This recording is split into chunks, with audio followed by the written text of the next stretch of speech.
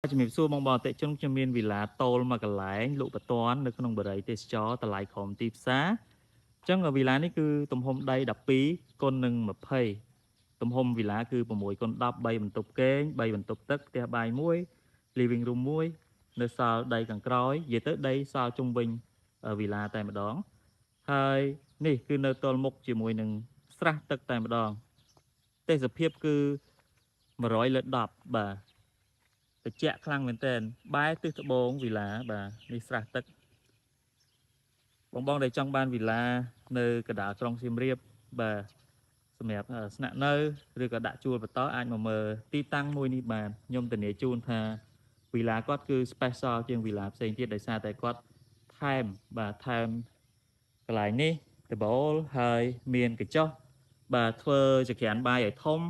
បាទហើយកែកុនកន្លែងគេហៅថាចដាឡើងបាទអញ្ចឹងអាចអញ្ជើញមកមើលទីតាំងនេះបានធានាតម្លៃល្អជូនទីតាំងល្អបាទអរគុណច្រើនសម្រាប់ព័ត៌មានលម្អិតបន្ថែមអាចទំនាក់ទំនងមក contact ខាងលើបានបាទ